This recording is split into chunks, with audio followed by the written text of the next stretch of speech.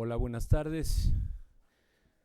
Buenas tardes a todos los compañeros y compañeras que están en este evento de manera presencial y a quienes en distintas entidades académicas están siguiendo el inicio de este seminario a través de la videoconferencia.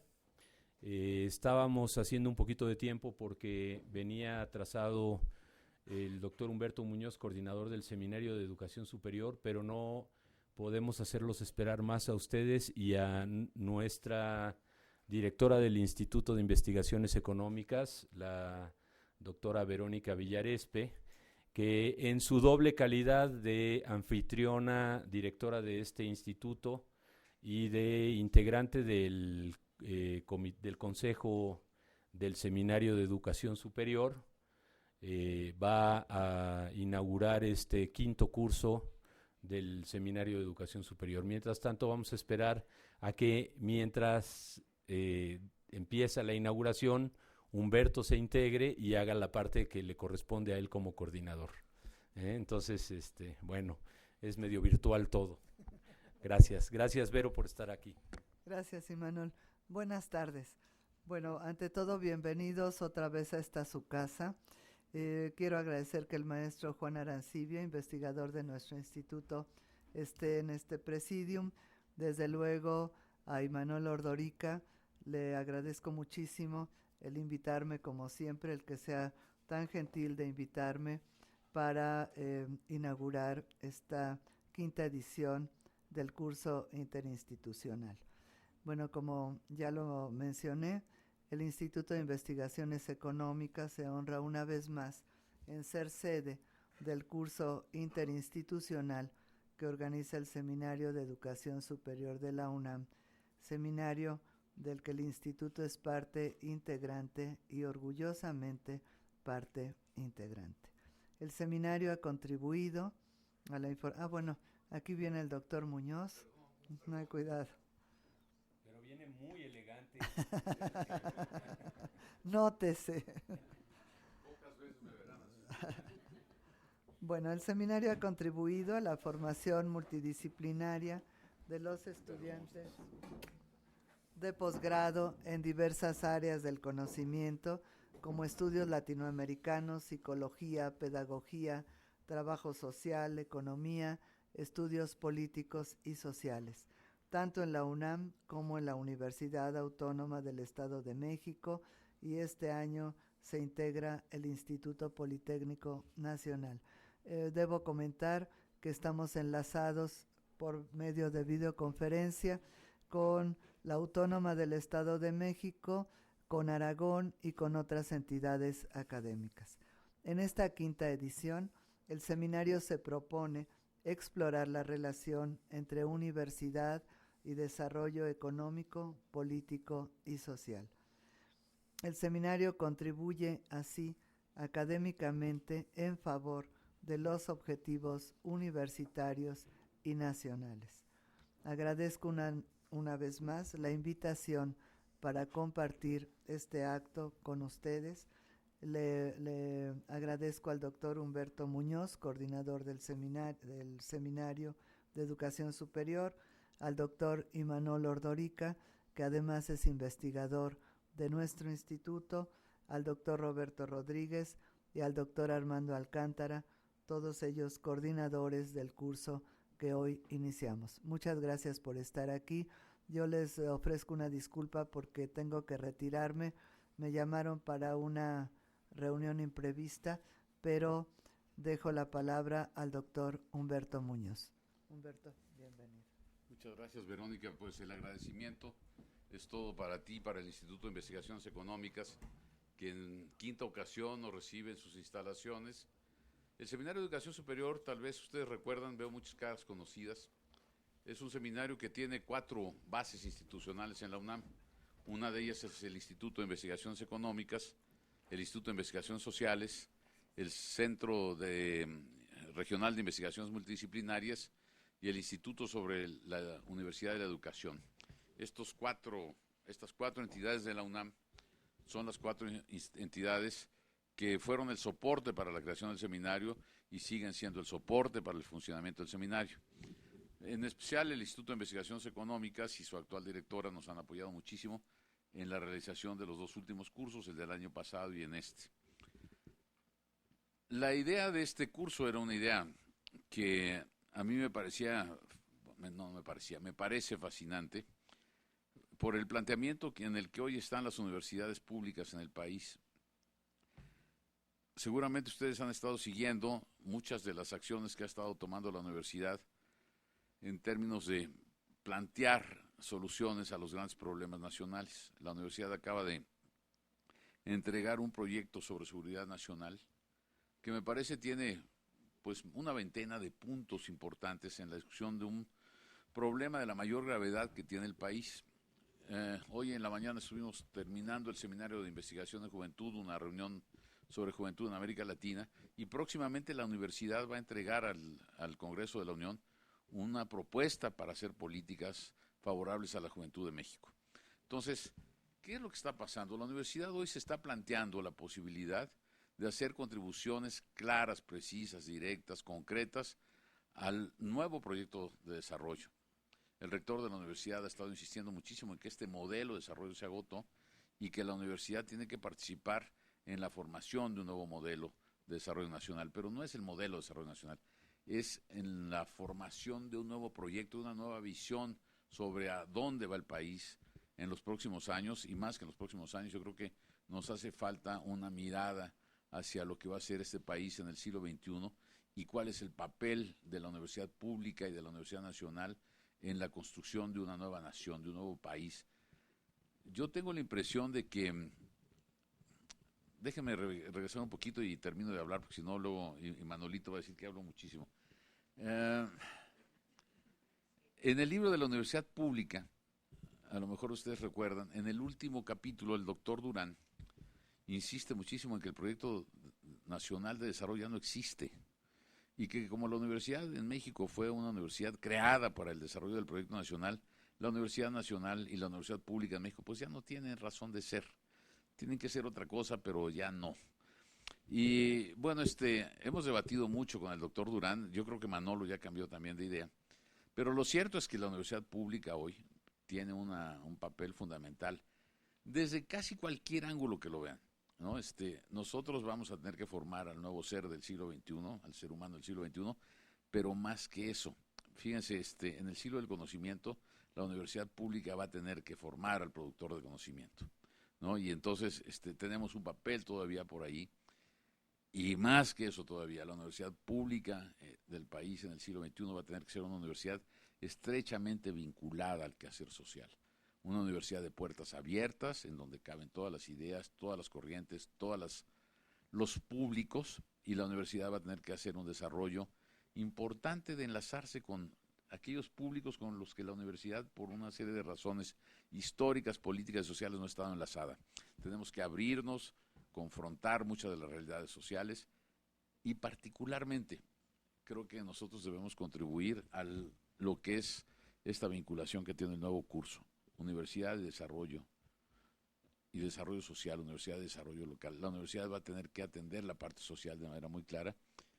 Y a los economistas, y por eso estamos en el Instituto de Investigaciones Económicas, y por eso comienza el doctor Arancibia el día de hoy, ¿no? A ver qué es el problema del desarrollo, cómo está planteado, cuáles han sido las teorías clásicas del desarrollo en América Latina, en México, lo que ha estado en boga, cuál ha sido el papel de la universidad y cuál va a ser el papel de la universidad después.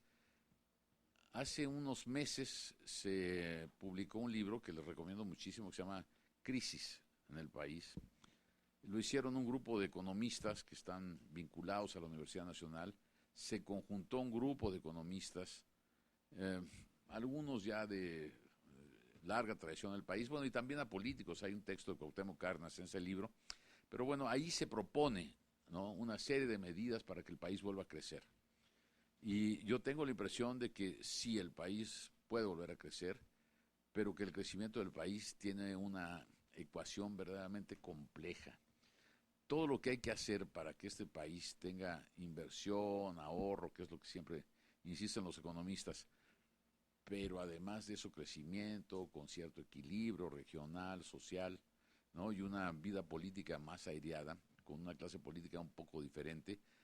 Una de las cosas que supone no solo son las variables económicas, supone la ruptura de las cofradías y del corporativismo de los grandes sindicatos, ¿no? Corporativos como el CENTE, y también supone la ruptura de los oligopolios y de los monopolios y demás, ¿no? Entonces, eso es muy fácil de decir, como lo estoy diciendo, pero es bastante complicado. Seguramente Alejandro y otros colegas que van a venir por aquí les van a explicar de qué se trata todo esto. Y casualmente vamos a requerir de mayor democracia para que el país pueda crecer. En la teoría social antigua era crecimiento económico, democracia, ¿no? El desarrollo económico y la distribución del ingreso más igualitaria y demás iban a llevar a una parte más democrática de la esfera política. Y hoy una de las cosas que estamos reclamando es que haya más democracia para que el país pueda crecer, se desatoren todos los nudos políticos que hay y se puedan establecer algunos acuerdos. Entonces, va por lo político, va por lo económico, va por lo social y seguiremos siendo una casa de cultura. Con eso paro. Muchas gracias por haberme esperado, lo lamento muchísimo. Teníamos el otro evento del que estábamos terminando ahorita y el tráfico en Ceú se ha vuelto bastante más difícil de lo que normalmente era. Hoy todo el mundo transita por aquí y entonces me costó un poquito más de trabajo llegar. Les pido una atenta disculpa a ustedes, bueno, a la directora ya se lo pedí, y al ponente y al doctor Ordorica, que va a estar como coordinador del seminario junto con Roberto y con Armando, encargado de ir conduciendo los trabajos del curso, pues se van a desarrollar con algunas modalidades distintas. Seguramente Imanol va a hablar de eso, ¿sí? Entonces yo ya paro de hablar. Les agradezco que hayan venido, que estén aquí, que se inscriban.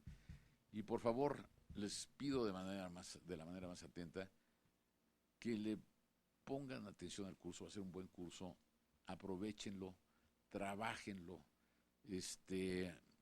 traten de generar ideas propias.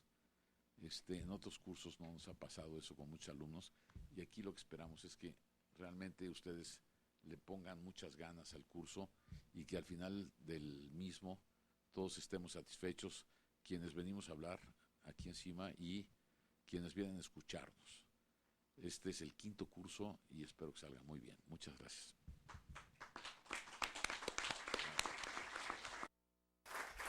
Bueno, muy rápido para no quitarle tiempo al maestro Juan Arancibia. Supongo que todas y todos ustedes han visto el programa del 5º curso. Tiene algunas diferencias operativas con los cursos anteriores. Para quienes no han estado aquí antes, el curso consta de 5 módulos. Intentamos iniciar con un primer módulo que discute qué es el concepto de desarrollo. No, ni me meto porque aquí están presentes los dos, el primer ponente Juan Arancibia y la segunda la doctora Genoveva Roldán, y Armando Alcántara el tercero, que hablará más bien de la relación entre universidad y desarrollo, conceptualmente, o más bien teorías de la educación y el desarrollo, ¿no? El segundo módulo tiene la intención de revisar históricamente modelos en los cuales distintos tipos de universidades se han vinculado al desarrollo de las naciones. Vamos a revisar el caso de Inglaterra, Francia y Alemania en el siglo XIX, el modelo de los Estados Unidos y el proceso que se está viviendo en la universidad en Europa, al que se llama el proceso de Bolonia, en honor de la Universidad de Bolonia. El tercer módulo ya se sitúa en América Latina, revisa la naturaleza y características de la universidad colonial, lo que se llamaron las universidades liberales hasta mediados del siglo XX o inicios del siglo XX, y luego el papel de la universidad en el desarrollismo, durante el desarrollismo. El módulo 4 introduce el tema de la globalización, nos vuelve a ubicar desde México en el ámbito de las relaciones internacionales, modelos hegemónicos, relaciones de internacionalización, etcétera. Y el 5º módulo ve estrictamente las funciones universitarias en términos de su capacidad de incidir en el desarrollo nacional. docencia, investigación, responsabilidad social, vinculación, etcétera. Y clausuraremos el curso con una conferencia magistral que impartirá la doctora Eve Besuri, especialista de la UNESCO en educación superior y que ha trabajado mucho el tema de universidad y desarrollo. Además de los módulos, que es como hemos operado, cada uno de ellos con 3 sesiones, al inicio de cada módulo, sin contar por supuesto, habrá una sesión matutina en las cuales trabajaremos en la forma de taller con los asistentes presenciales divididos en 3 grupos, en donde se discutirá la temática correspondiente al módulo que acaba de terminar, se aplicará un examen relacionado con las lecturas y con las presentaciones que se hicieron en el módulo, que será tomado en cuenta en lugar de los controles de lectura que tuvimos en las 4 ediciones anteriores del seminario. Los controles de lectura no había suficiente capacidad ni tiempo para dar una retroalimentación a los estudiantes en la elaboración de las respuestas a estos controles de lectura, y por otro lado nos encontrábamos que era un ejercicio que estaba generando manos poderosas, por tanto copy-paste, y francamente era algo que no nos estaba enriqueciendo a nadie, ni a los participantes ni a nosotros. Vamos a explorar esta nueva modalidad que nos dé la oportunidad de mayor intercambio y participación de ustedes y de tener un seguimiento más preciso de cómo están avanzando a lo largo del curso. Para terminar, solamente reiterar que es necesario tener un número de asistencias mínimo para poder hacerse acreedores a una calificación, que los estudiantes que están inscritos en los posgrados necesitan hacer un trabajo, un ensayo final de entre 10 y 15 páginas, alrededor de 5,000 palabras, que hemos puesto también por experiencias pasadas mucho énfasis en el problema de que sean trabajos originales, en donde no se les olvide citar a la gente que citan, en donde los párrafos que son de otros queden perfectamente identificados, y donde se haga un trabajo riguroso, creativo, que esencialmente es para el bien de todos y todos ustedes que participan en el proceso. Entonces, cualquier duda se puede aclarar, creo que en el intermedio, después o en cualquier momento con Raiza, que otra vez está, todo el equipo de Dora, Luis, Gustavo, Raiza, que hacen posible este seminario. Vamos a tener ponentes muy interesantes, empezando el mismo día de hoy. Si me das permiso, Armando, tú vas a coordinar la mesa, porque Armando es coordinador de este módulo junto con otros 3 compañeros, ya lo informará él, pero déjame presentar a mi colega y amigo Juan Arancibia, no en su currículum, pero sí como un compañero del Instituto de Investigaciones Económicas, que fue sostén del Seminario de Teoría del Desarrollo en este instituto durante su etapa más rica, junto con Genoveva, que también está aquí, que han sido permanentemente investigadores y académicos que han reflexionado sobre el tema del desarrollo, incluso cuando este concepto casi parecía haber desaparecido ante la noción solamente de crecimiento económico, que han seguido los debates clásicos de las teorías de la dependencia, de los temas de desarrollo, en fin, y a los que hemos invitado como parte de un equipo del instituto para sentar los fundamentos de lo que va a ser la discusión a lo largo de todo el curso. Son importantísimas las primeras 3 presentaciones, porque no podemos discutir de desarrollo si no sabemos de qué estábamos hablando, ¿no? Entonces quiero agradecerles a nombre del seminario y personalmente a ustedes 2, Genoveva y Juan, y creo que tenemos la suerte de empezar con ustedes 2 y le cedo la coordinación a Armando para que inmediatamente Juan arranque y nos dé paso a la primera sesión. Gracias.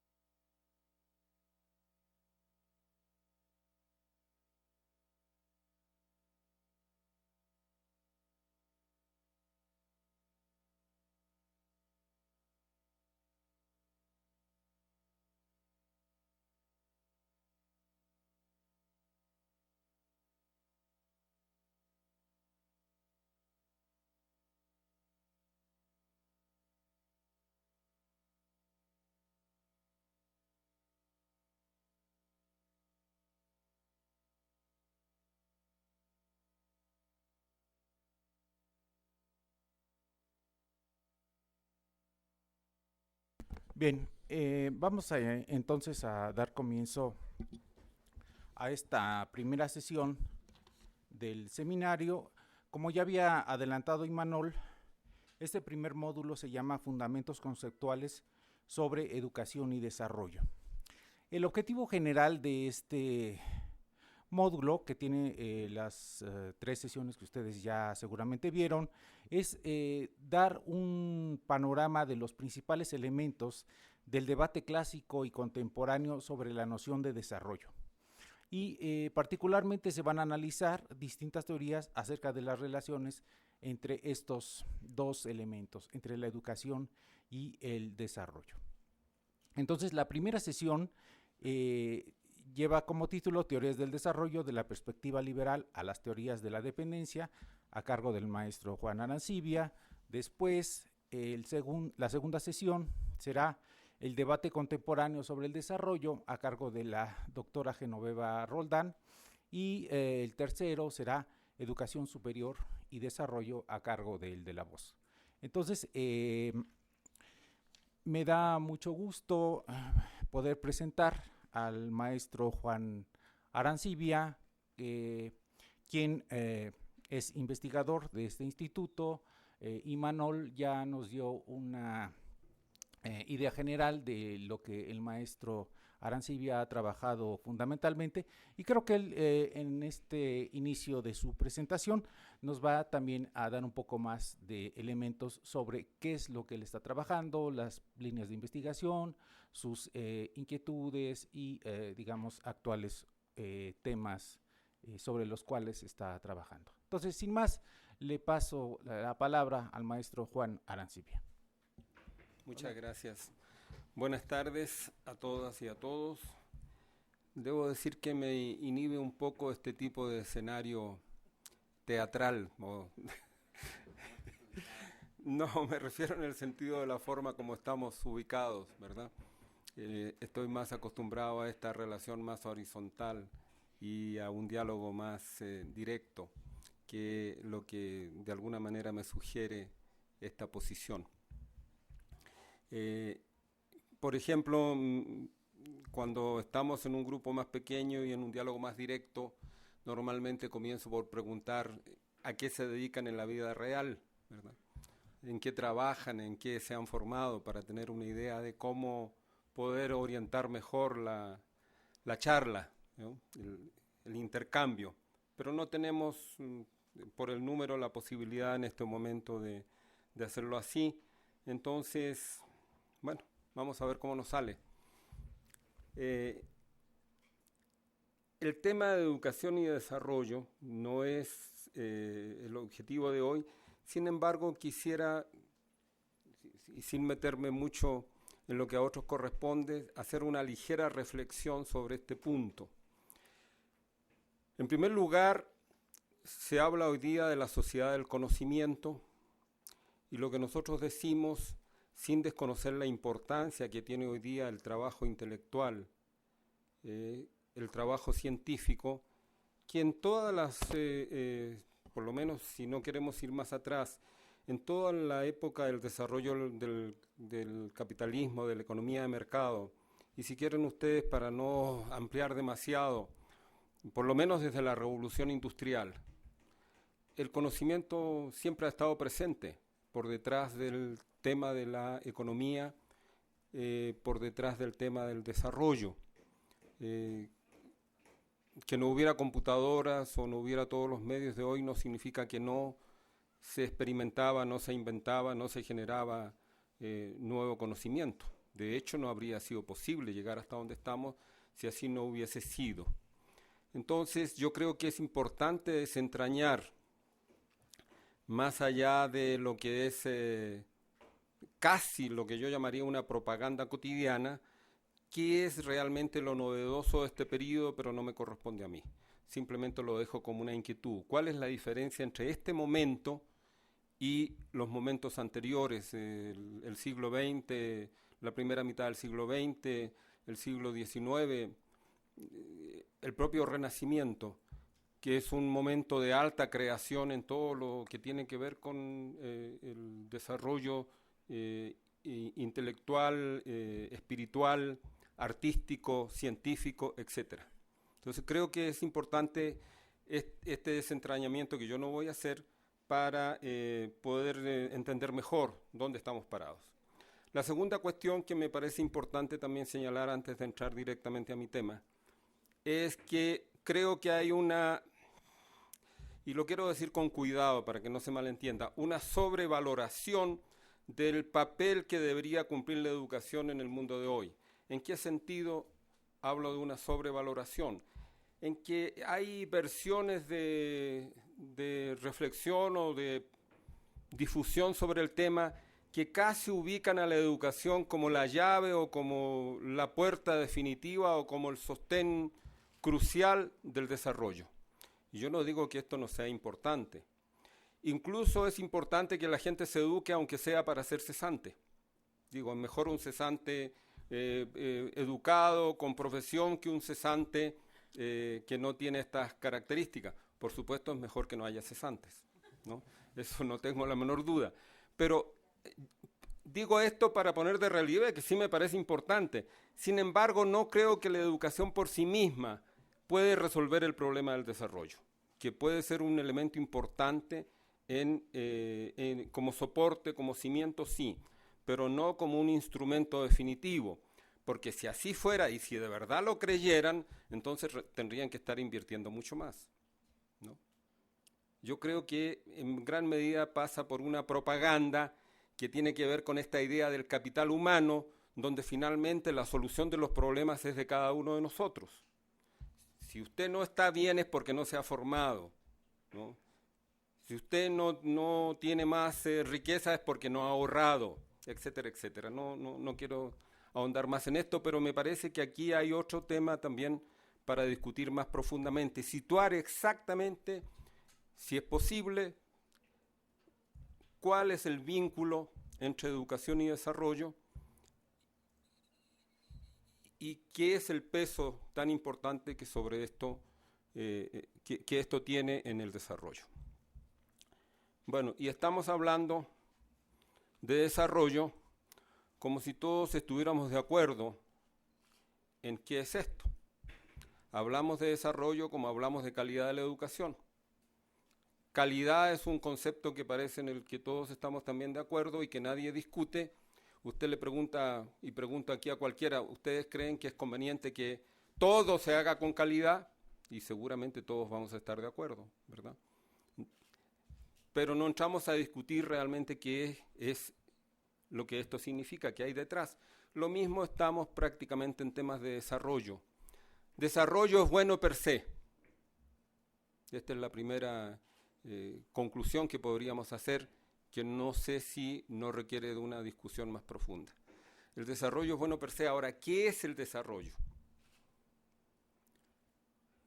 Y hay distintas versiones, depende de cómo uno se acerque a este problema.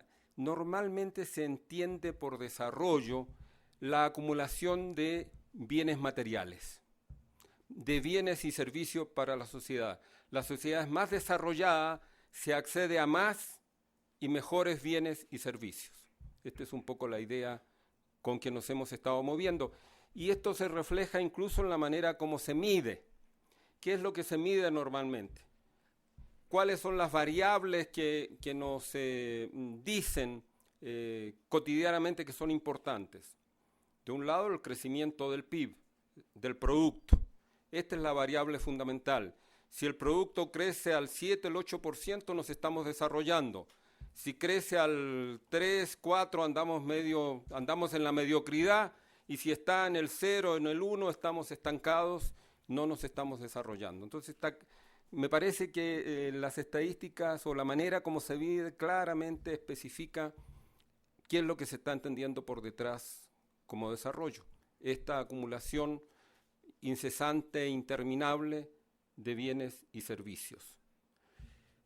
Después, sobre todo cuando especialmente nuestras sociedades, las latinoamericanas, presentan una cantidad de insuficiencias, distorsiones, desigualdades, inequidades, empezamos a agregarle apellidos para poder irnos acercando más a un entendimiento propio.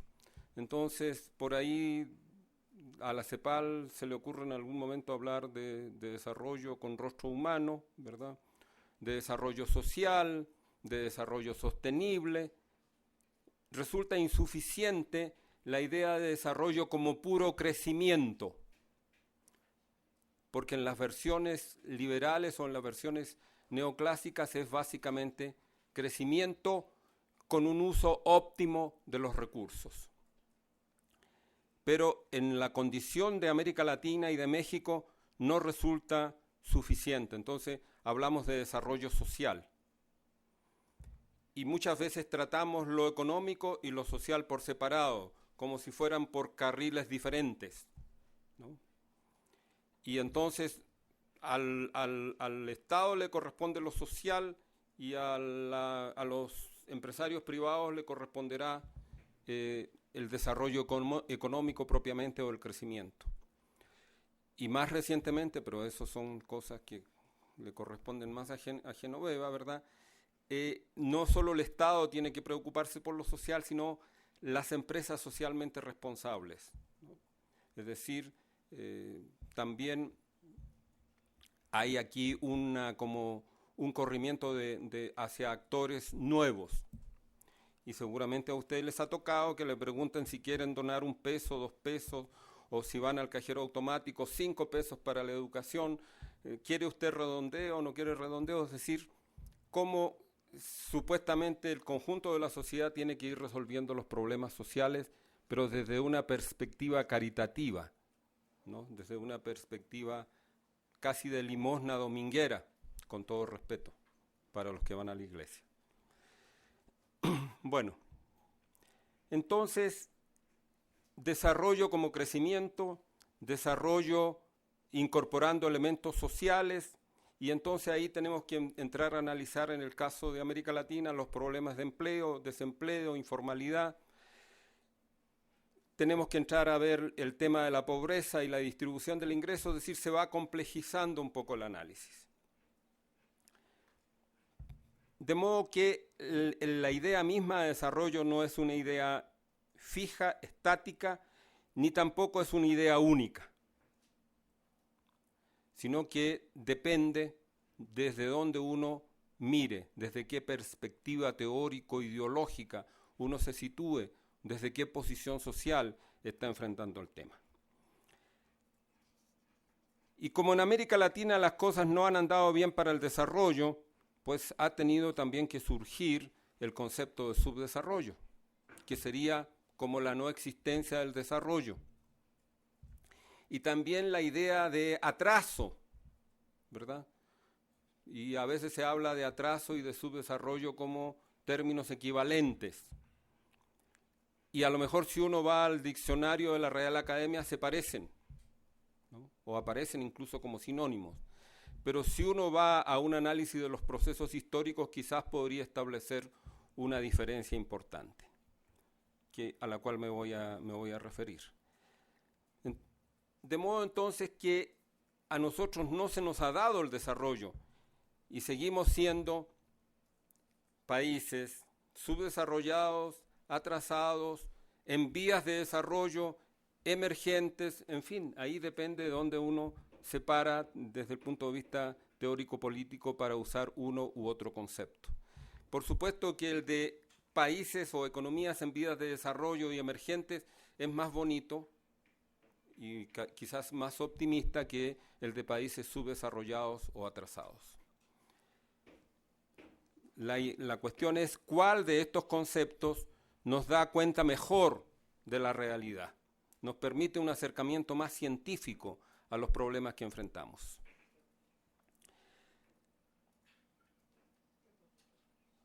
Cuando nosotros hablamos de subdesarrollo, dicen autores, estamos hablando del éxito de la economía mundial dominada por los países desarrollados. Es decir, el subdesarrollo es un resultado exitoso para el mundo desarrollado, desfavorable para nosotros, pero es un resultado de un solo proceso. la economía mundial integrada y hoy día más la economía globalizada, aunque sería un punto interesante a discutir, genera al mismo tiempo desarrollo y subdesarrollo, ¿no?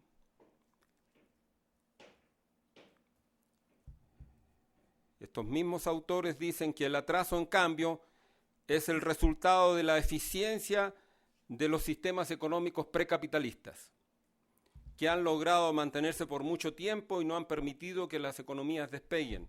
Digamos, podría ser la situación de lo que hoy día es Alemania en el siglo XVIII, Italia, no sé. Economías que se mantenían en el atraso, pero que pudieron avanzar en el curso del tiempo.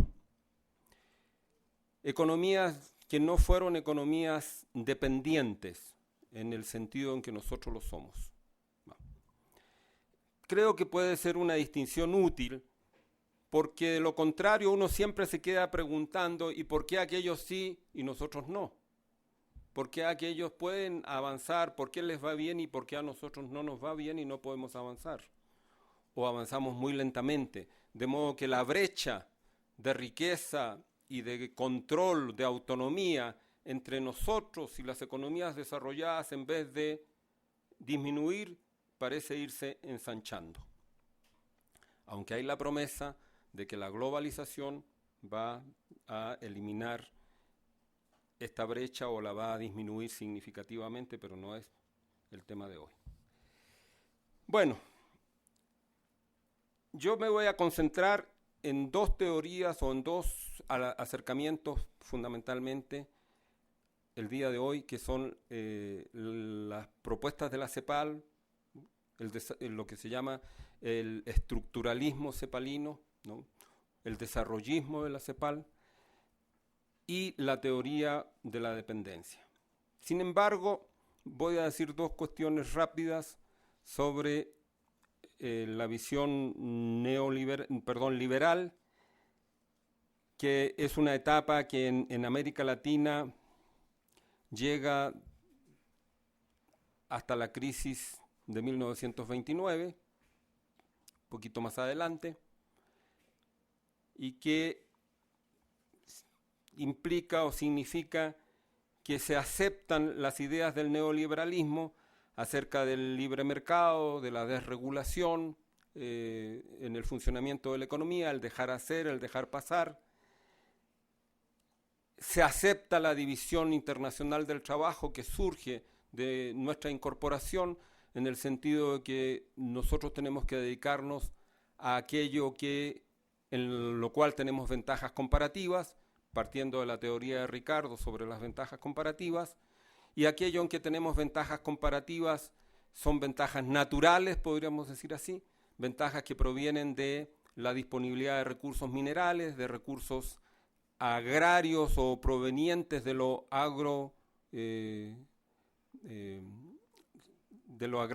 de lo ganadero, de lo forestal, etcétera, que entonces nuestro camino es especializarnos en esto y dejarle a los países desarrollados la producción de manufacturas y más recientemente pues todo lo que es y siempre la producción de conocimiento, la producción de servicios complejos, etcétera.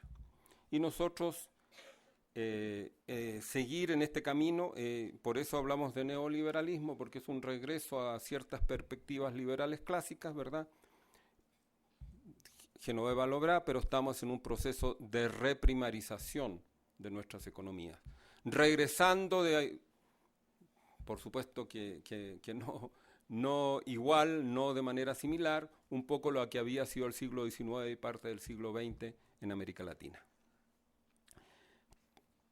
Esa perspectiva va a hacer crisis también en América Latina con la Gran Depresión Mundial del año 29, que se inicia en los Estados Unidos, tal como hoy día también de alguna manera está ocurriendo.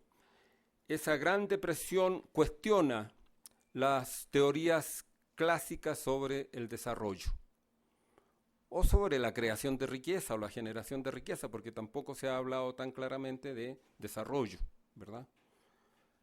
Las cuestiona y lleva al surgimiento de la teoría keynesiana y lleva al surgimiento de las políticas económicas de intervención del Estado, como el New Deal en el caso de los Estados Unidos.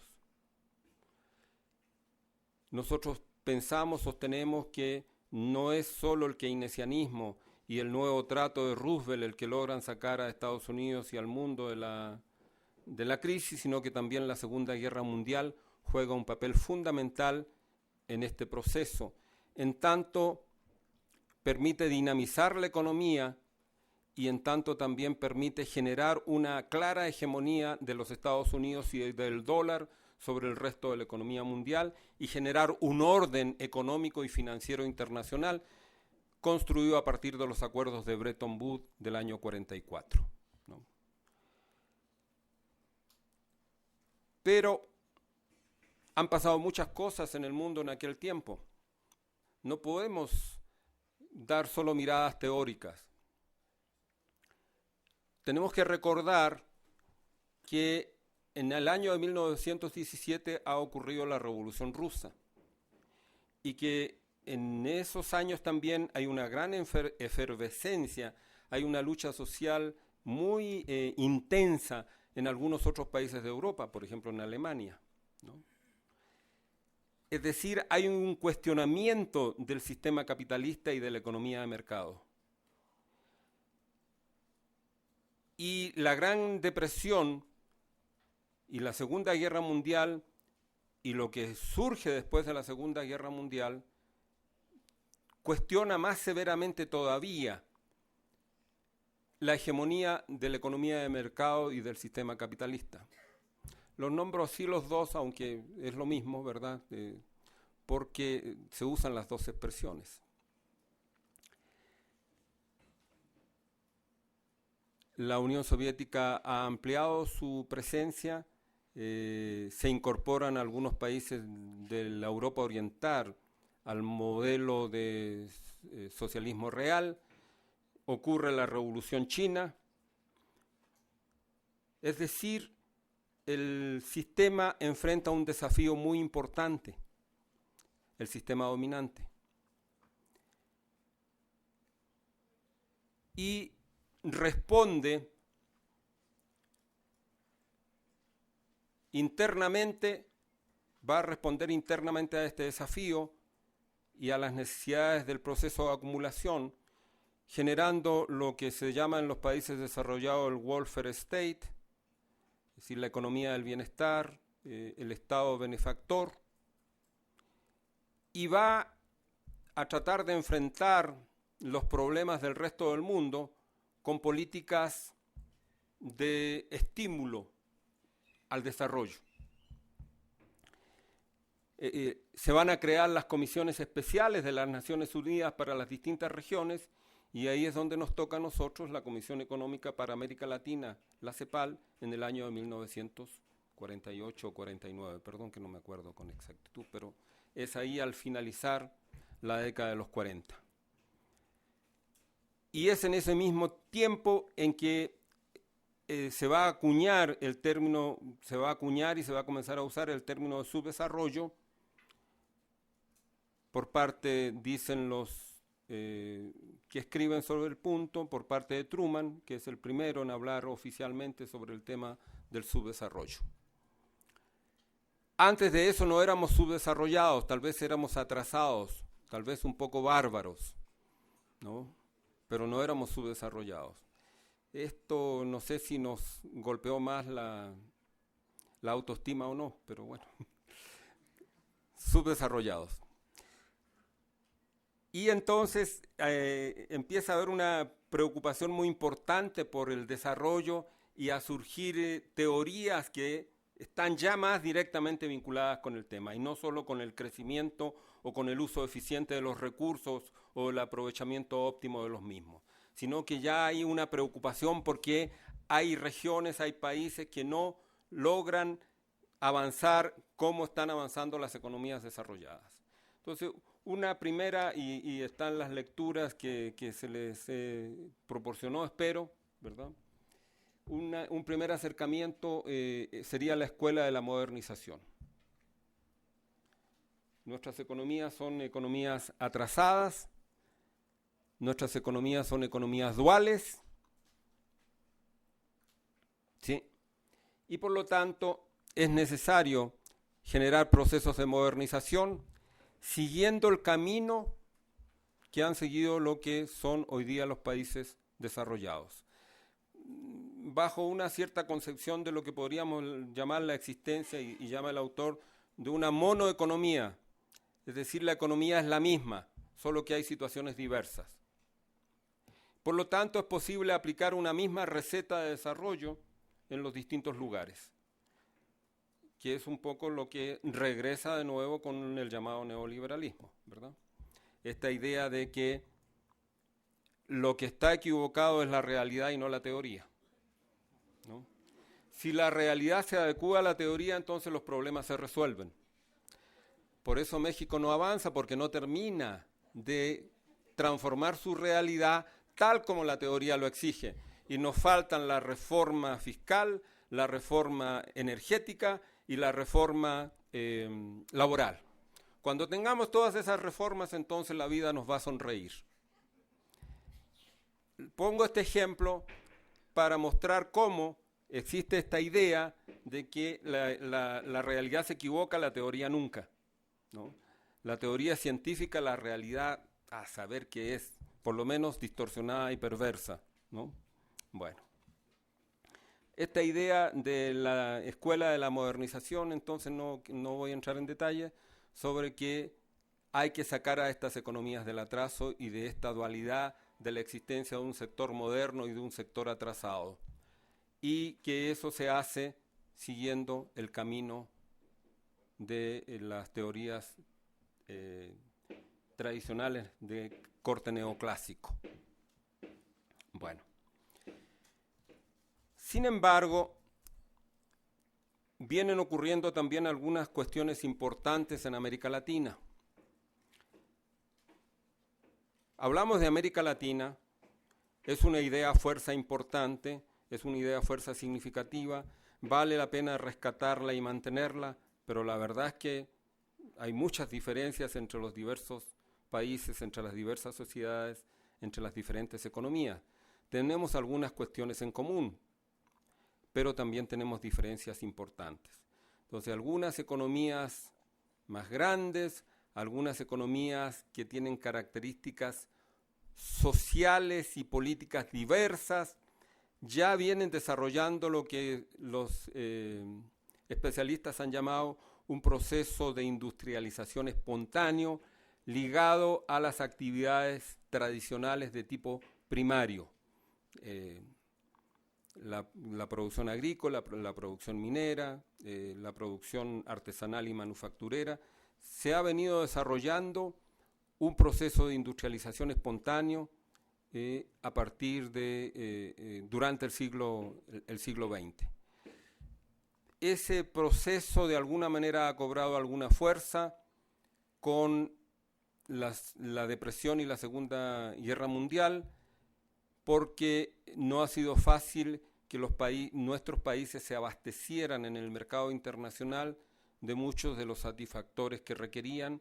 Entonces esto ha impulsado producciones internas, y aquellos países que han estado en mejores condiciones institucionales, de estructura política, de desarrollo de actividades productivas, de desarrollo educativo, algunos países que tenían mejores condiciones han logrado avanzar en esto, pero también tiene que ver, curiosamente, con los tamaños territoriales y de población, no lo podemos desconocer.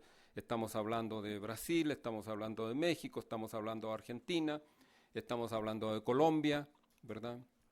En menor medida de Chile y de otros. Pero, como ven ustedes, estamos hablando realmente de los países más grandes. Esta es otra cuestión que no siempre ni siempre se cumple, ni se ha esclarecido suficientemente, pero parece que el tamaño importa en este caso, ¿no? Sí. Por eso incluso hay una teoría para las pequeñas economías, ¿no? ¿Qué pueden hacer las pequeñas economías? Porque no pueden hacer lo mismo que las grandes economías. Bueno. ese proceso de industrialización espontáneo que viene ocurriendo, digo yo, va a ser teorizado por la CEPAL. O sea, yo no creo que la CEPAL sacó sus ideas del aire. Aunque Prebisch, que es el gran ícono, ¿verdad?, de la CEPAL, había sido viceministro de Economía o de Finanzas en la Argentina, había sido presidente del Banco Central, tenía una experiencia con la economía concreta. De todas maneras también hay una teorización a partir de lo que es la realidad del continente y particularmente de estas grandes economías. ¿Y qué es lo que va a plantear? Yo diría, tal vez más allá de lo concreto o de lo muy puntual, me parece que el aporte de Prebisch fundamental es decir, estas economías no son iguales que las desarrolladas y las recetas de política económica no funcionan igual o no funcionan simplemente. Este reconocimiento de la diversidad y la especificidad creo que es el gran aporte de esta visión. Después vamos sobre puntos mucho más concretos, pero me parece que esta ruptura con este pensamiento lineal y único acerca de cómo funciona la economía y cómo se resuelven sus problemas, me parece que es el primer aporte importante de esta teoría, ¿no?, para el caso de América Latina.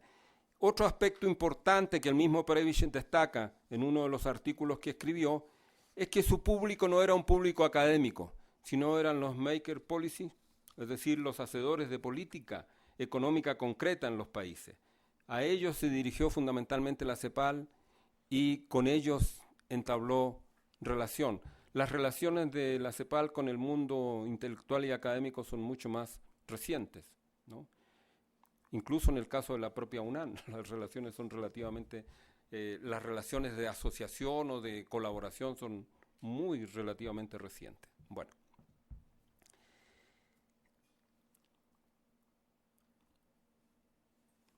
Dice Prebisch que él concluyó que él dice que era un neoclásico muy convencido, pero que concluyó que tenía que apartarse de sus creencias neoclásicas que estaban muy arraigadas en él, que era necesario entender que el Estado tenía que tener un papel muy activo en las economías latinoamericanas y que las políticas económicas de los centros no funcionaban en la periferia, porque este es otro de las contribuciones claves, es la idea de centro y periferia.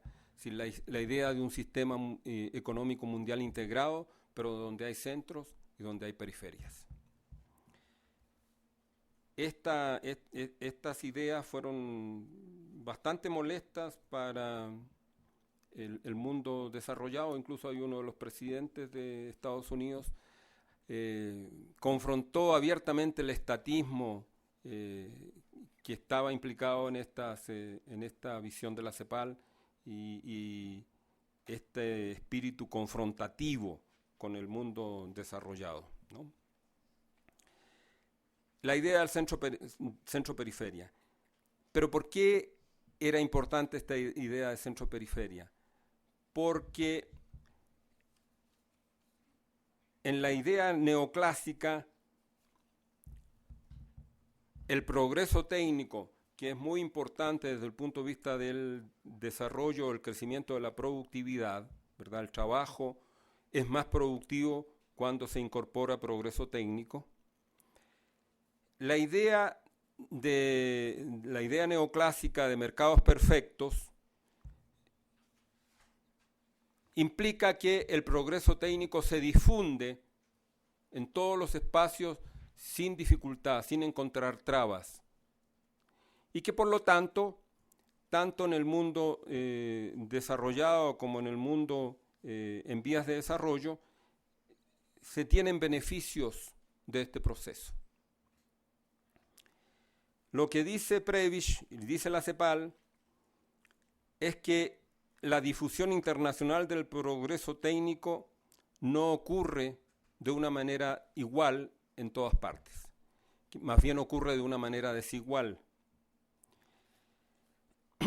y que el hecho de que los países como los nuestros incorporen más lentamente el progreso técnico y en menor medida, les va creando una condición de productividad menor, ¿no?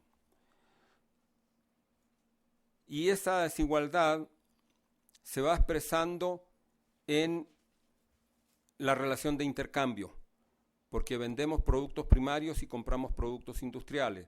Los productos industriales traen o vienen de un origen con más progreso técnico y con más valor agregado, y las producciones de nuestros países tienen menos progreso técnico y tienen menos valor agregado.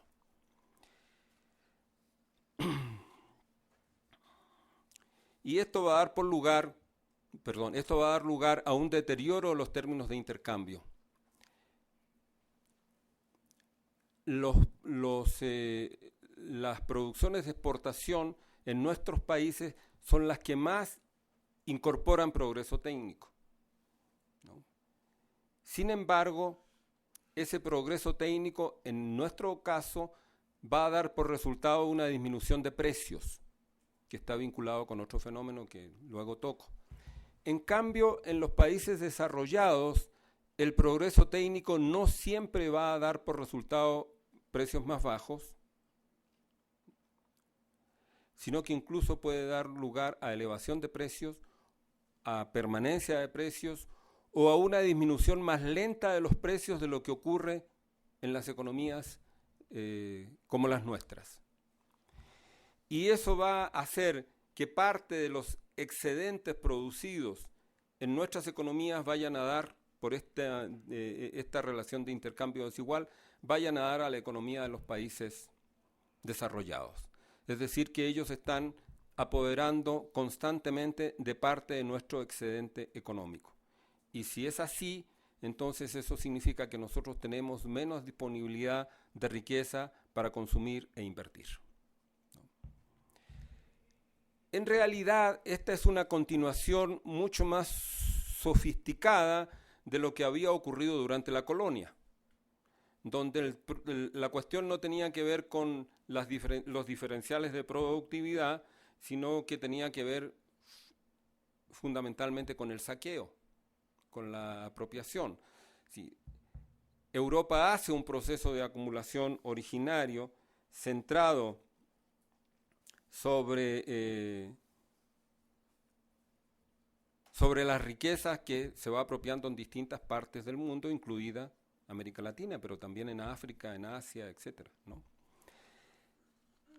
Ese proceso de despojo que ocurre durante la colonia va a continuar después, pero por medios más sofisticados, por medios básicamente económicos y no tanto ya por el pillaje, el saqueo o la dominación más o menos brutal.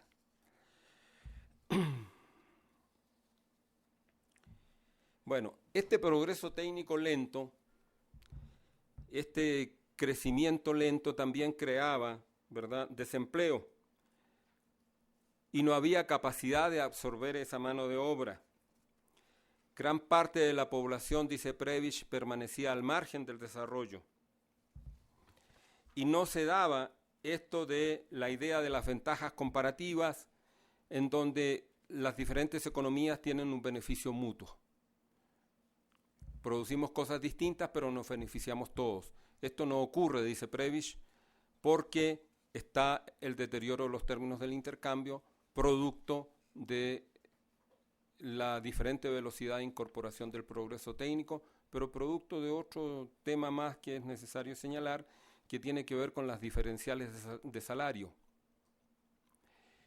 Mientras en ese periodo de 45-70, en gran medida los salarios acompañan a la productividad, es decir, los salarios van creciendo conforme crece la productividad, incluso durante algún periodo en algunos de estos países llamados desarrollados, lo que hoy día sería el G7, los salarios van por encima de la productividad, como fruto de la organización sindical y otros fenómenos políticos. En el caso de nuestros países, los salarios, y sobre todo en las actividades de exportación, los salarios van por debajo de la productividad. Ese es un punto.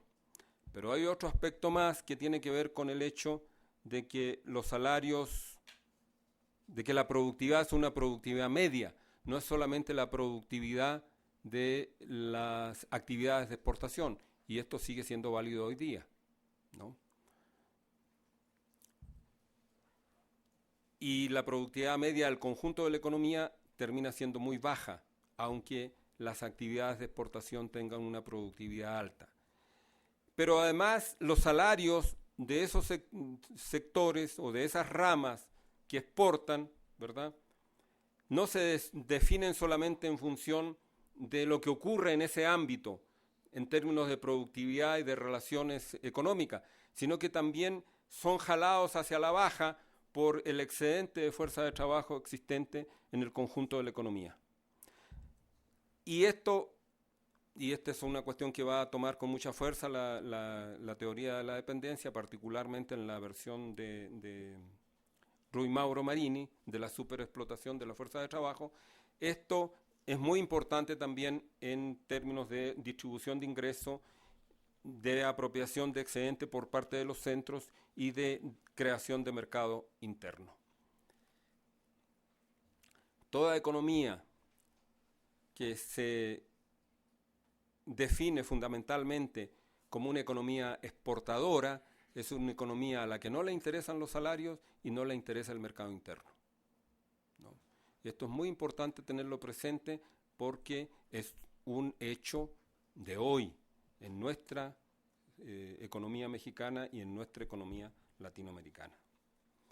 La idea es que cambiar ese patrón de desarrollo hacia afuera, que era un desarrollo sustentado en las exportaciones, hacia un patrón de desarrollo a partir de la sustitución de importaciones y de la industrialización, iba a permitir, pensaban los de la CEPAL, iba a permitir empezar a superar esta problemática centro-periferia, esta problemática de deterioro de los términos de intercambio, esta problemática de productividad.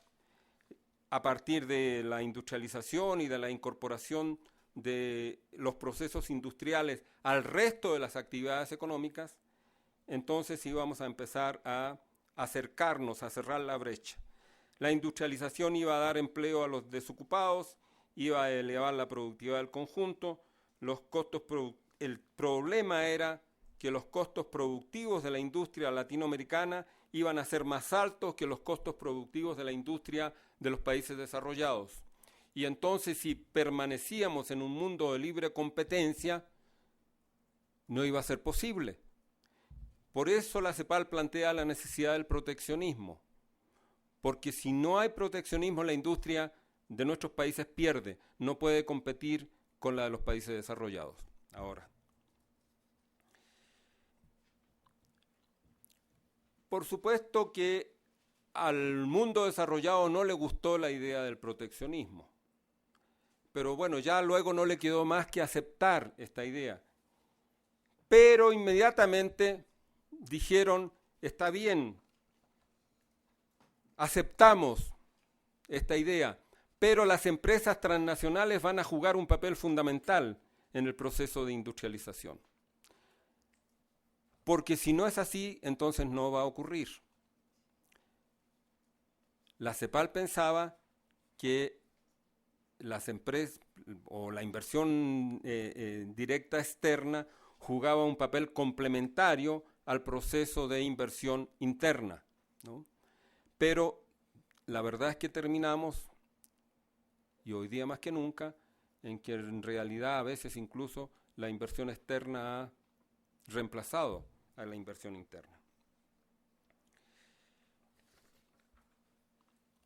De modo entonces que, decía la CEPAL, esta reciprocidad que se exige en las relaciones comerciales internacionales es perjudicial para estos países y no les permite desarrollarse. Por eso es necesario el proteccionismo. Como ustedes ven, el tema regresó y se impuso. Concesiones comerciales recíprocas en igualdad, comillas, de condiciones cuando sabemos que las condiciones no son iguales. Esto es, por eso se habla de neoliberalismo y no de algo diferente. Bueno, en el curso del proceso histórico, la CEPAL y esta visión estructural desarrollista se enfrenta a nuevos problemas. En los países que van más adelante en el proceso de industrialización, lo que es el mercado de consumo se agota y hay que avanzar hacia sustitución de importaciones más complejas, como la sustitución de bienes de consumo duradero, como la sustitución de bienes intermedios, ¿no?, de insumos para la producción y, si fuera posible, avanzar hacia la producción de bienes de capital. ¿Y cuál es la respuesta de la CEPAL a este fenómeno? Hay que ampliar los mercados para que realmente podamos instalar estas industrias que exigen, bueno, yo no sé si exigen mercados más amplios, tienen en principio también mercados más reducidos, ¿no? Pero fue planteado como la idea que se necesitaban mercados más amplios. Necesitamos conjuntar, y entonces, ¿cuál es la respuesta? La integración económica de América Latina, para que tengamos mercados más amplios, pero que funcione esta integración como una suerte de mercado interno, ampliado, en donde las producciones de los países latinoamericanos puedan realizarse. Por lo tanto, es necesario seguir con el proteccionismo.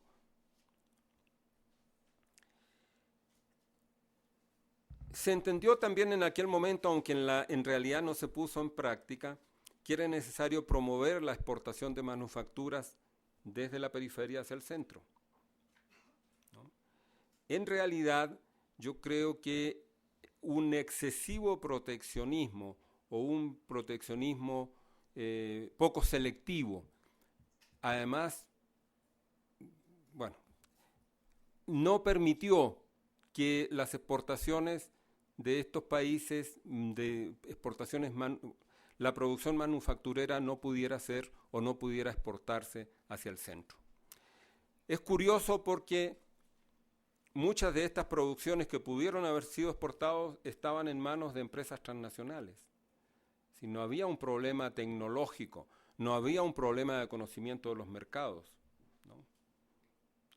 Si nosotros practicábamos proteccionismo, ellos también lo hacían, ¿no? No ocurrió la exportación, salvo de manera muy marginal.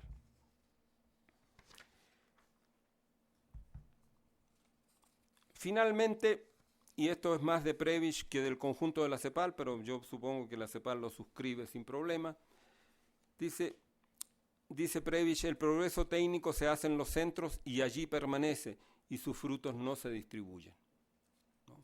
Esta es su conclusión final por los años 80. No hay una baja general de los precios en concordancia con el aumento de la productividad. En realidad, dice, la mantención y profundización de centro y periferia es el resultado de la dinámica intrínseca del sistema. Si el sistema sigue funcionando así, sigue reproduciéndose de esta manera y el proceso se intensifica.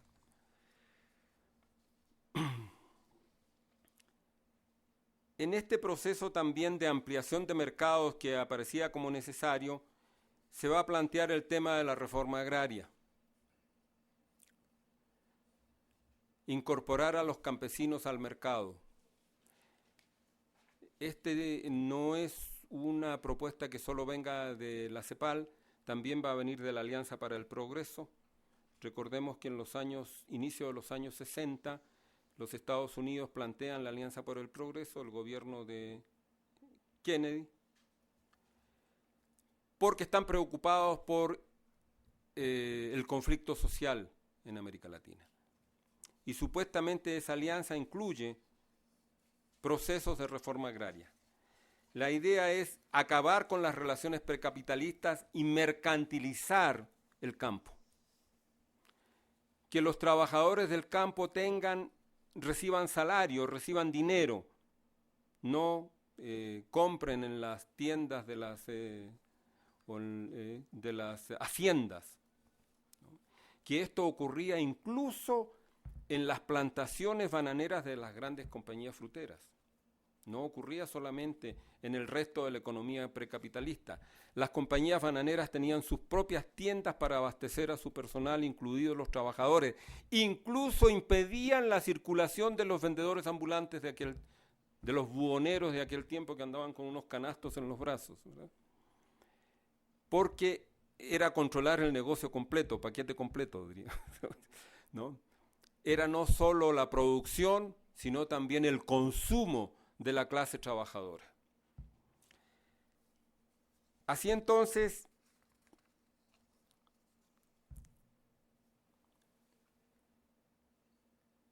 nos encontramos con una situación en el campo que es necesario ser transformada para incorporar a todos estos trabajadores, consumidores, ¿verdad?, al proceso de desarrollo de la economía de mercado. Y por eso las reformas agrarias, a veces más que repartir tierras, estaban preocupadas por transformar las relaciones de trabajo en relaciones salariales, acabar con las formas precapitalistas o que tenían aspecto precapitalista en el campo, ¿no? Pero esto tampoco fue suficiente, y hacia fines de los años 60 y durante la década de los 60 el conflicto social aumenta intensamente en América Latina y las economías más grandes comienzan a entrar en una situación de crisis, de agotamiento del modelo de sustitución de importaciones, en tanto no se puede avanzar hacia formas más complejas del proceso. Ahí uno puede tener la tentación solamente de explicarlo por la lógica interna del proceso de industrialización sustitutivo y no también por la dinámica del proceso de acumulación que despoja de excedente a estas economías. El mercado interno no se puede ir ampliando lo suficiente porque los salarios no crecen, el empleo no crece a la velocidad que es necesaria.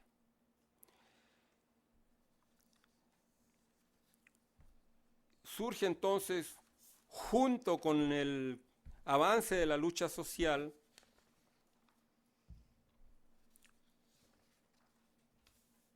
va a empezar a desarrollarse la llamada teoría de la dependencia. En el uno de los autores que le entregué, la teoría de la dependencia aparece junto con la teoría del estructuralismo, ¿no? En realidad, es un abuso porque la teoría de la dependencia se levanta como una crítica incluso contra este estructuralismo desarrollista. Y tiene versiones que se acercan mucho más al marxismo que al estructuralismo.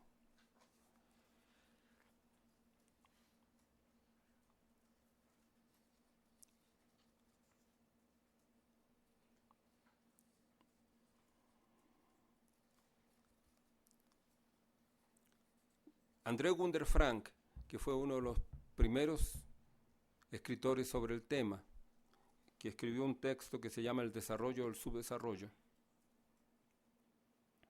El subdesarrollo puede tener un desarrollo, digamos, históricamente hablando. El desarrollo del subdesarrollo planteaba que las economías que más habían estado ligadas al mercado internacional, al centro, hubiera dicho Prebisch, eran las economías más subdesarrolladas de América Latina.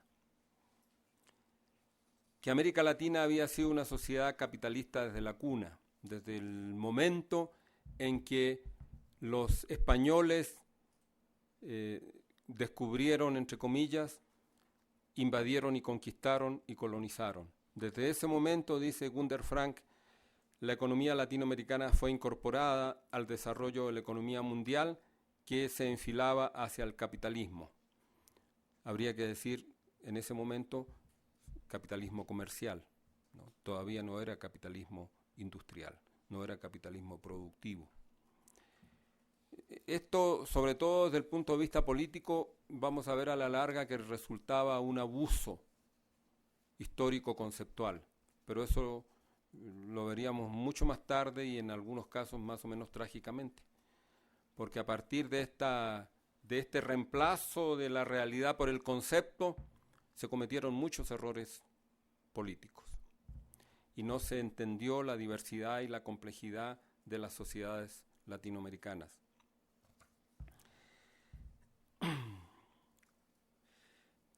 La teoría de la dependencia entonces planteó además que no era posible un desarrollo nacional autónomo porque no existían burguesías nacionales. Las clases dominantes de América Latina eran dependientes, subordinadas a las clases dominantes de los países desarrollados. En el caso de América Latina, particularmente a los Estados Unidos, en la época contemporánea, aunque antes hubiera sido a España o a Inglaterra posteriormente. Y por lo tanto, no había cómo hacer una revolución democrático-burguesa, es decir, no había cómo hacer un desarrollo capitalista autónomo, y que lo único que quedaba por delante era la revolución socialista. Ahí se desató una discusión que seguramente la mayoría de ustedes no conocen, entre las diferentes expresiones políticas en América Latina.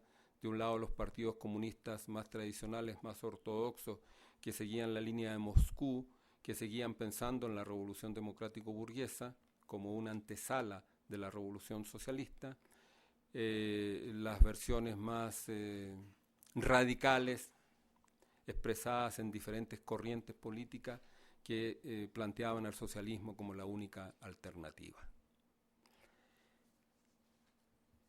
Esto es más la derivación política del tema, ¿no?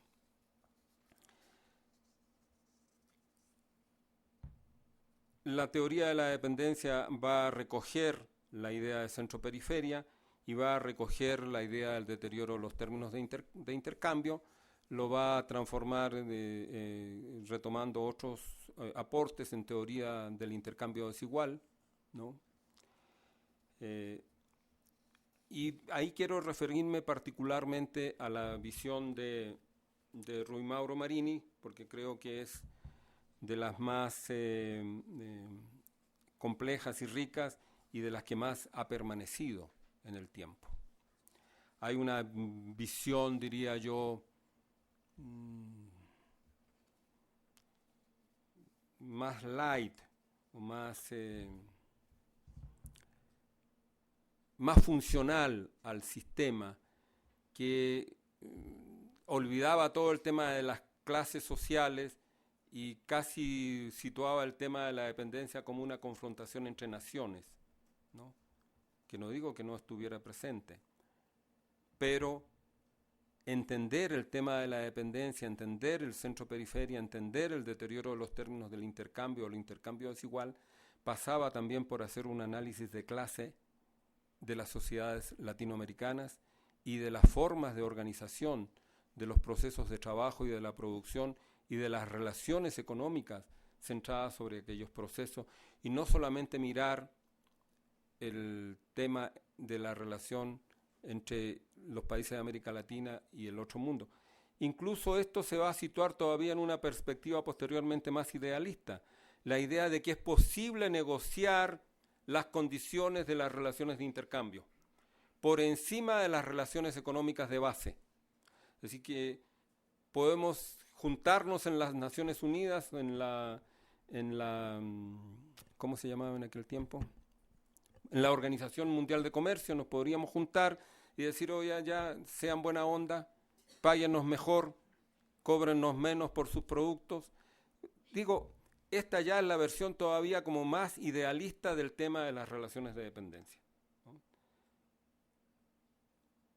Que este tema puede ser resuelto en un proceso de negociación sentados en una mesa de buena voluntad y diciéndole a los países ricos, oye, a ustedes les conviene que nosotros también nos convirtamos en ricos porque les vamos a poder comprar mucho más y todos vamos a salir beneficiados. Y esto entonces ya son versiones que desconocen la dinámica profunda, interna, por la cual transcurren estos procesos, y creo que Rui Mauro Marini ha logrado desentrañar mejor que otros el tema, y por eso lo voy a traer a colación. Dice Rui Mauro Marini que nosotros cumplimos dos funciones importantes en la división internacional del trabajo. Nos incorporamos al mercado mundial de bienes salarios, fundamentalmente abasteciendo de alimentos a los países desarrollados. Alimentos a bajo precio, más bajos que los precios a los cuales pueden ser producidos o a los costos a los cuales pueden ser producidos estos alimentos en los países desarrollados. El ejemplo más conspicuo de esto podría ser Inglaterra, sus leyes de protección de la producción de cereales que van a ser abolidas en el siglo XIX para dar lugar a la importación de cereales desde Argentina o desde Australia, ¿verdad? O desde el propio Estados Unidos. Con esta importación de alimentos hacia los países desarrollados desde países que los producen a menor costo, va a permitir que los salarios en los países desarrollados sean más bajos y el proceso de acumulación pueda ser más acelerado. Pero no solo nos vamos a incorporar al mercado de alimentos, sino también al mercado de materias primas. Por ejemplo, con todo lo que tiene que ver con los abonos naturales. Caso típico en América Latina de la exportación de abono natural proveniente de las aves marinas, particularmente en el caso del Perú, que tuvo un auge tremendo, ¿verdad? Posteriormente del salitre, en el caso de Chile, que va a acabar solamente cuando los malvados alemanes inventen el salitre sintético y le den en la torre, ¿verdad?, al salitre chileno. Y después con otras producciones como carbón, como hierro, como cobre, que todavía continúan. Y todavía continúa, por supuesto, la de alimentos. El hecho que cambiemos de fase no significa que todo cambia. En todo proceso histórico hay continuidad y ruptura, o continuidad y transformación. Entonces, ocurre un proceso de deterioro de términos de intercambio basado en las transferencias a partir de la productividad, cuestión que ya la CEPAL había planteado, ¿verdad? Y basado en el monopolio de producción, dice. Nosotros vendemos alimentos y materias primas, pero no tenemos monopolio de producción. Competimos normalmente entre nosotros. Y ellos nos venden productos en los cuales también tienen monopolio de producción y por lo tanto nos pueden fijar los precios. Pero creo que el tema más importante no pasa por ahí en el análisis, sino que pasa por la cuestión de los salarios, ¿no? Los salarios en el mundo subdesarrollado son más bajos. ¿Por qué son más bajos? Porque las productividades son menores, es decir, podríamos decir, hay un hecho económico muy directo, muy real. A menores productividades corresponden menores salarios. Hay menos organización de los trabajadores y por lo tanto pueden luchar menos por mejores condiciones de trabajo, incluidos los niveles salariales, cuestión que en los países desarrollados ocurre muy claramente.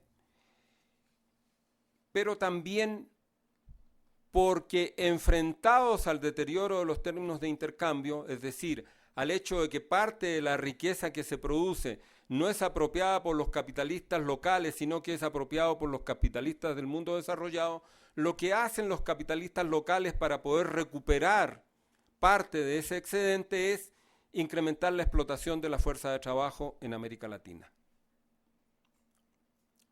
De esa manera logran ser más competitivos y logran obtener mayor ganancia. ¿Y cómo lo hacen? Lo hacen bajo 3 formas. Una mayor intensidad del trabajo, un alargamiento de la jornada de trabajo y un menor salario. ¿Cómo esto es posible? ¿Por qué es posible aquí y no allá? ¿Por qué es posible pagar menos? Porque hay mucha fuerza de trabajo sobrante, porque no hay suficiente organización de los trabajadores y porque tampoco el sistema político y las relaciones políticas da por esta relación de clases para que la situación sea más favorable a los trabajadores. Y porque el mercado interno no importa. Lo que importa es el mercado externo. Allá es necesario que los trabajadores ganen mejor también porque tienen que consumir. La riqueza no solo hay que producirla, sino que hay que realizarla. Las condiciones de realización en nuestros países son deterioradas en un proceso de retroalimentación en donde lo que importa es el mercado externo y por lo tanto se pueden pagar los más bajos salarios posibles en el interior de nuestras economías. Por eso la lógica de un modelo económico exportador es una lógica que deprime el mercado interno al deprimir los salarios y deprimir el empleo. Por eso, y me imagino que a lo mejor Genoveva lo traerá de regreso, pero lo señalo de paso, cuando nuestros empresarios hoy día dicen, bueno, hay problemas en el mundo desarrollado, en Estados Unidos, hay que fortalecer el mercado interno. ¿Y cómo se fortalece el mercado interno? Creando más empleo y pagando mejores salarios. Pero eso contradice su lógica de ganancia, contradice su lógica de exportación y por lo tanto no lo pueden hacer. Están en una camisa de fuerza. Salir de esa camisa de fuerza implicaría decisiones políticas para los cuales en este momento la correlación de fuerza no da. ¿Verdad? Tendría que haber gobiernos diferentes implementando modelos económicos diferentes. Y eso, por lo menos en el caso de México, no existe. Se genera entonces lo que Marini llama la superexplotación de la fuerza de trabajo. Y la superexplotación de la fuerza de trabajo va perpetuando el problema de la insuficiente acumulación, de la transferencia de riqueza hacia el exterior y por lo tanto la insuficiente creación de empleo, etcétera, etcétera. Y mientras haya un gran ejército de reserva, entonces será muy difícil que los salarios suban por la competencia, ¿verdad?, entre los capitalistas por contratar trabajadores. Si de pronto ocurre en algunos sectores muy especializados de la clase trabajadora que pueden ser disputados por el capital. Y a lo mejor ahí podría encontrar algún asidero la idea de que la educación puede contribuir de manera sustantiva al tema del desarrollo en este plano, ¿verdad?, del trabajo calificado. Pero en la medida en que siga existiendo la transferencia de riqueza hacia el exterior, siga existiendo un consumo de la clase propietaria por encima de las características del proceso productivo local, el proceso de acumulación no podrá ocurrir de una manera que permita crear los suficientes empleos, elevar la productividad y ampliar el mercado interno y con eso las condiciones generales de desarrollo de estos países, ¿no? Por eso la teoría, la propuesta de la superexplotación del trabajo puede resultar tan importante para explicar la dinámica de este proceso de transferencia de excedente, la dinámica de este proceso de insuficiente creación de empleo y la dinámica de los bajos salarios en nuestros países cuando el modelo es un modelo primario exportador. No estuvimos ni estamos en las condiciones en que en algún momento, por ejemplo, planteaba Ford, por allá por los años 30, cuando decía, si quiero vender mi producción en masa de automóviles Ford, tengo que pagarle más a los trabajadores para que puedan comprarlos, ¿no? Hay una lógica al final ineluctable entre el tamaño de la producción y el tamaño del consumo. Pero el tamaño de la producción y el tamaño del consumo, para que puedan concordar, suponen un cierto tipo de distribución del ingreso, un cierto tipo de distribución de la riqueza entre el capital y el trabajo. Y eso es uno de los elementos probablemente más distorsionados en las economías subdesarrolladas, donde hay una gran concentración de la riqueza y en los últimos 30 años la riqueza se concentró más en América Latina, aunque en el mundo también, y por lo tanto es muy difícil pensar en que la economía camine de otra manera si no cambiamos el modelo. Y para cambiar el modelo hay que cambiar las condiciones políticas. El tema de la presencia de uno u otro modelo no es una cuestión de racionalidad económica, ¿no? Y que alguien presenta un proyecto más inteligente. Proyectos inteligentes deben abundar y sobrar. El problema es que no hay un actor social con suficiente poder para ponerlos en práctica, ¿no? Entonces, estos procesos de transformación, si van a ocurrir, requieren de la construcción de actores sociales con capacidad de construir poder suficiente como para poder implementarlos, ¿no? Creo que este es un punto muy importante de la teoría económica. Nosotros hemos sostenido la tesis de que los 30 años gloriosos, como se le llama, los 30 años que van del 45 al 75, no tienen que ver con Keynes y con digamos, la prevalencia de economistas más inteligentes o más buena onda, para decirlo coloquialmente, sino que tienen que ver con la lucha de clases, en la cual la presencia del mundo socialista, estemos de acuerdo o no con las características que tenía, jugó un papel fundamental. Cuando el mundo socialista se derrumba, entonces es posible, ¿verdad?, pagar y crear las condiciones laborales que se quiera. No hay suficiente fuerza como para contener. Estamos viendo así un proceso muy agitado y muy turbulento en este momento en el mundo, y con esto voy a terminar, del surgimiento de gobiernos alternativos de muy distinto pelaje en América Latina, ¿verdad? Por supuesto, los más prestigiosos tienden a ser aquellos que están más cercanos al modelo dominante. Digo, Lula es más prestigioso que Chávez, ¿no? Chávez es más radical que Lula, evidentemente. Bachelet es más prestigiosa que Evo Morales, pero Evo Morales está mucho más cerca de su pueblo que Bachelet. Entonces, la racionalidad del funcionamiento de un modelo económico depende, por supuesto, de variables económicas, de teorías, pero también depende de la lucha de clases, ya lo voy a decir con todas sus palabras. Esa racionalidad distributiva, mayor equidad, tiene que ver con poderes que se enfrentan, que tienen posibilidades relativamente parecidas, o por lo menos no hay una gran disparidad. En la medida en que aumenta la disparidad en las relaciones de poder, aumenta la disparidad en las relaciones en la distribución del ingreso. Se puede comprobar con las estadísticas, no hay problema. Bueno, muchas gracias.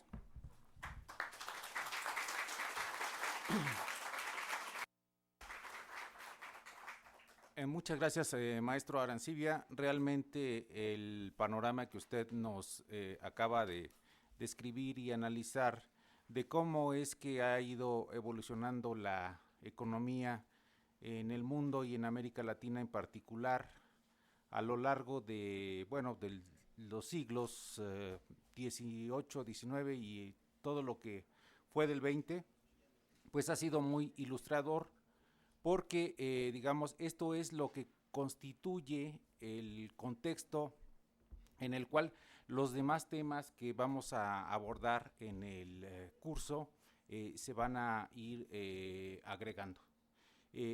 Creo que estos conceptos, lo que usted nos explicó, pues constituyen esa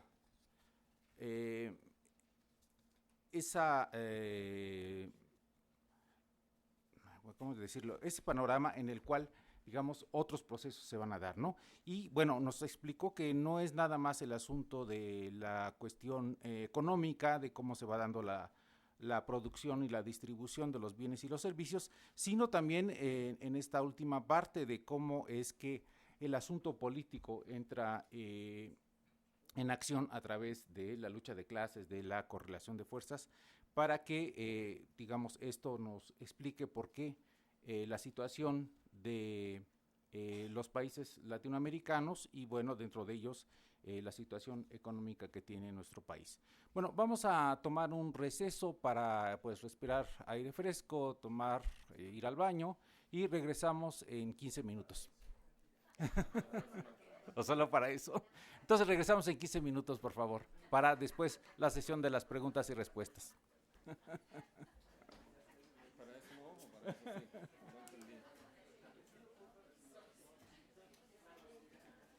Después vamos a tener entonces las preguntas, tanto de los que están a distancia, porque creo que hay algunos que están en videoconferencia, y bueno, después la gente que está aquí. Claro.